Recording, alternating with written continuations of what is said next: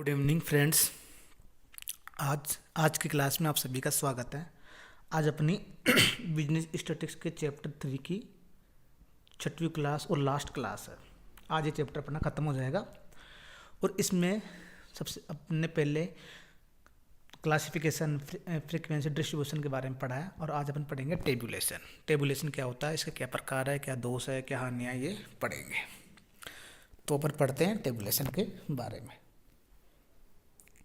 समूहों का वर्गीकरण करने के पश्चात उन्हें प्रत्येक व्यक्ति के समझने योग्य बनाने के लिए व उनका सांख्यिकी विश्लेषण करने हेतु उन्हें समुचित रूप में प्रस्तुत करना आवश्यक है। संग्रहित समूह को खानों मतलब कॉलम्स और रोज में व्यवस्थित ढंग से प्रस्तुत किया जाता है, जिससे उन्हें सरलता से समझा जा सके और उन्हें तुलना, विश्लेषण व निर्वचन के लिए प्रयोग किया जा सके। सारणी की परिभाषा, मीनिंग ऑफ टेबुलेशन। सारणी क्रमबद्ध ढंग से संग्रहित समूहों को खानों व पंक्तियों में प्रस्तुत करने की रीति है। ब्लेयर के अनुसार अपने विस्तृत अर्थ में सारणी समूहों की कॉलम्स और रोज में एक क्रमबद्ध व्यवस्था है। L.R. कॉर्नर के शब्दों में सारणी किसी विचाराधीन समस्या को स्पष्ट करने के उद्देश्य से किया जाने वाला सांख्यिकी तथ्यों का क्रमबद्ध एवं सुव्यवस्थित प्रस्तुतिकरण है। श्री क्राइस्ट का मत है कि सारणी वह साधन है जिससे वर्गीकरण द्वारा किए गए विश्लेषण को स्थायी रूप से लेखबद्ध किया जाता है और समान तुलनीय तथ्यों को उचित स्थान पर रखा जाता है। सारणी के उद्देश्य। पहला उद्देश्य समूह को सरल रूप प्रदान करना। सारणी का मुख्य उद्देश्य जटिल तथा बिखरे हुए समूहों को सरल व संक्षिप्त रूप प्रदान करना व समझने योग्य बनाना है। इस हेतु तथ्यों को क्रमबद्ध तरीके से खानों इन कतारों में प्रस्तुत किया जाता है ताकि ये सरलता से समझे जा सके।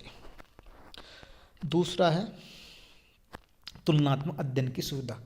सारणी में तुलना योग्य सामग्री को खानों व पंक्तियों में रखा जाता है और प्रत्येक भाग के योग होते हैं ताकि दो या अधिक श्रेणियों में तुलना सरलता से हो सके।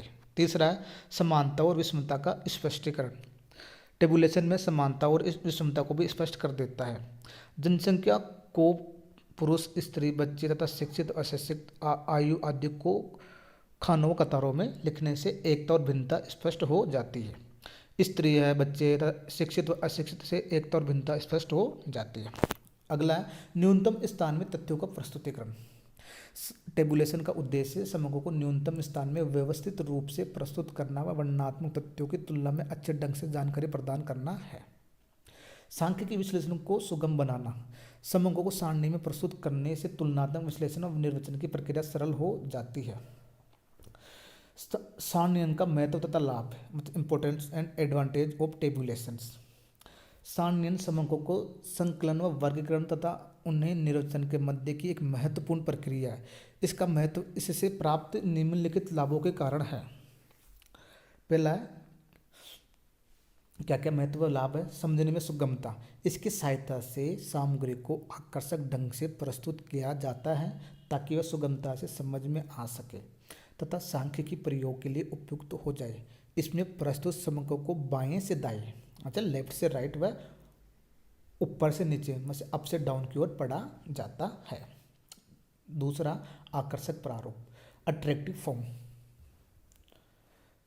सारणी में प्रस्तुत सामग्री आकर्षक होती है। जब समूहों को सारणी के रूप में प्रस्तुत किया जाता है तो वे प्रभावशाली होते हैं और हमारे मस्तिष्क पर अधिक भार नहीं पड़ता है, वह उसकी अमिट छाप पड़ती है। अगला मितव्ययिता। सारणी द्वारा बहुत अधिक सूचनाओं को बहुत कम स्थान में प्रस्तुत किया जा सकता है। इससे समय और स्थान की बचत भी होती है क्योंकि एक ही शीर्षक को बार बार लिखने की आवश्यकता नहीं रहती है। अगला है गणना व तुलना में सुगमता। सारणी से गणना करना सरल हो जाता है और अशुद्धियाँ भी शीघ्र मालूम हो जाती है। इसके अतिरिक्त दो या अधिक सांख्यिकी श्रेणियों में तुलना भी सुगम हो जाती है क्योंकि तुलना योग्य समूहों को पास पास के खानों में लिखा जाता है। अगला महत्व है सांख्यिकी विश्लेषण में सहायक। समूहों को सारणीबद्ध करके ही माध्य, अपकिरण, विषमता, विचरण, सहसंबंध आदि मापों की गणना की जा सकती है। नेक्स्ट एडवांटेज है अशुद्धियों की जांच व गणितीय क्रियाओं में सुगमता। सारणी कर लेने से अशुद्धियों की जांच करना सरल हो जाता है। इसके अतिरिक्त गणितीय क्रियाएं जैसे जोड़ना, घटाना आदि में भी मदद मिलती है। और लास्ट एडवांटेज है संदर्भ में सहायक, मतलब रेफरेंस में हेल्पफुल। आवश्यकता पड़ने पर सारणी संदर्भ का कार्य भी करती है। संक्षेप में सारणी या वर्गीकृत समूहों को सरल, संक्षिप्त और व्यवस्थित रूप में प्रस्तुत करने तथा उनसे निष्कर्ष निकालने में सांख्यिकी की सहायता करती है। अब अपन वर्गीकरण और सारणीयन में अंतर देखते हैं, मतलब difference between classification and tabulation. तो इसमें पहला है, दोनों का क्रम भिन्न है। पहले समूहों को क्लासिफाई किया जाता है, देन उसके बाद ही टेबुलेशन में प्रेजेंट किया जाता है। सेकंड है, क्लासिफिकेशन में समूहों को समान और असमान गुणों के आधार पर पृथक पृथक वर्गों में बांटा जाता है, जबकि टेबुलेशन में उन वर्गीकृत समूहों को खानों मतलब कॉलम्स और रोज में क्रमबद्ध रूप में प्रस्तुत किया जाता है। क्लासिफिकेशन में सांख्यिकी विश्लेषण की एक प्रक्रिया, जबकि टेबुलेशन समूहों के प्रेजेंटेशन की एक रीति है। मतलब क्लासिफिकेशन जो सांख्यिकी विश्लेषण की एक प्रक्रिया है, मतलब एनालिसिस करने की, और टेबुलेशन क्या है, उसको प्रेजेंट करने की एक रीति है, मेथड है। अगला है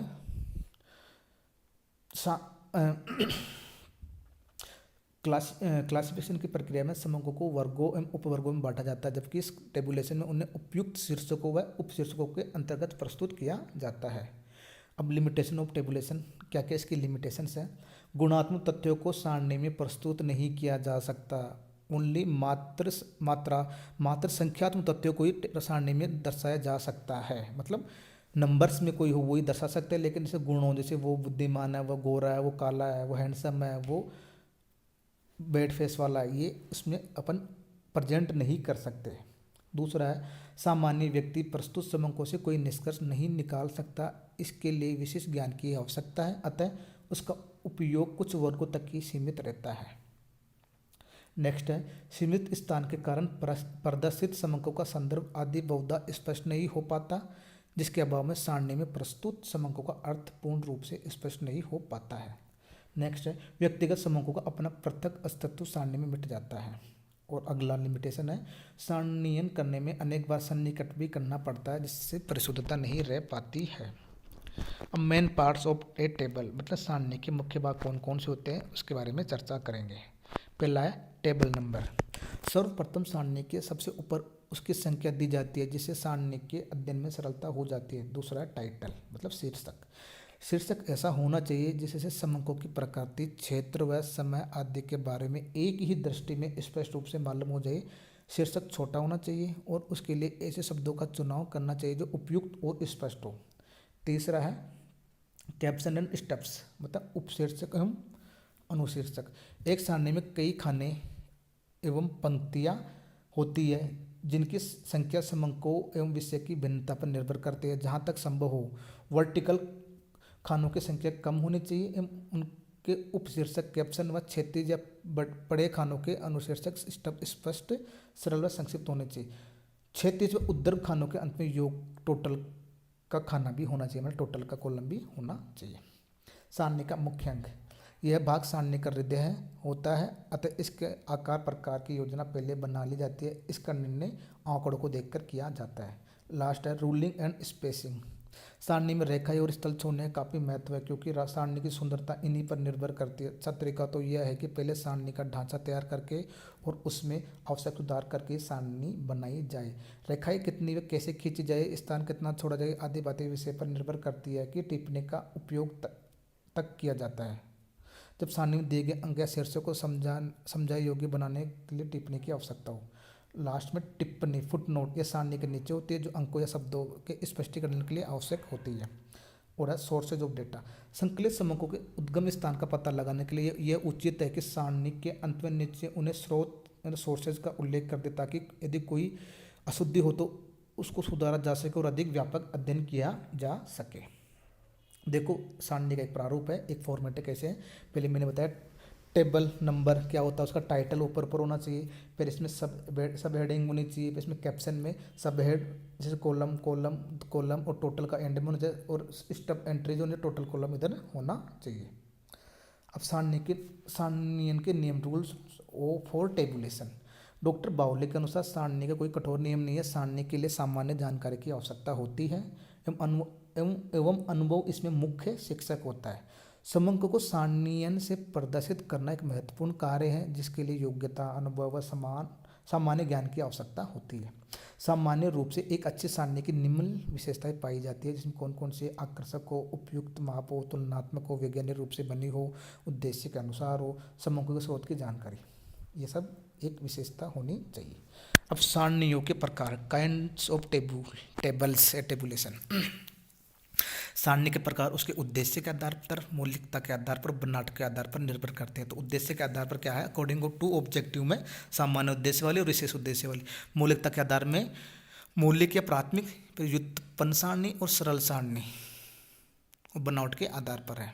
और जटिल जटिल सारणी में क्या क्या, द्विगुण सारणी, त्रिगुण सारणी और बहुगुण सारणी, बनावट के आधार पर है। पहला उद्देश्य के अनुसार में दो है, पहले सामान्य उद्देश्य वाली सारणी। इस प्रकार का सारणी का कोई विशेष उद्देश्य नहीं होता। यह सारणी प्राय प्रकाशित प्रतिवेदनों के पीछे दी हुई होती है और उसका उपयोग विभिन्न व्यक्तियों द्वारा विभिन्न प्रकार से किया जाता है। क्रॉक्सटोन तथा काउडन का मत है कि सामान्य उद्देश्य वाली सारणी का सबसे पहला और प्राय ये एकमात्र उद्देश्य समूहों को इस प्रकार प्रस्तुत करना होता है कि व्यक्तिगत इकाइयां पाठक द्वारा तुरंत ढूंढी जा सके। दूसरे विशेष उद्देश्य वाली सारणी, इसे संक्षिप्त सारणी भी कहते हैं, जिसे सामान्य उद्देश्य वाली सारणी के आधार पर विशेष उद्देश्य की पूर्ति के लिए तैयार किया जाता है। क्रॉक्सटन एवं काउडेन के मतानुसार संक्षिप्त सारणी जो सामान्यतः आकार में अपेक्षाकृत छोटी होती है, किसी एक निष्कर्ष या कुछ निकट संबंध वाले निष्कर्षों से अधिक प्रभावपूर्ण ढंग से प्रस्तुत करने के लिए तैयार की जाती है।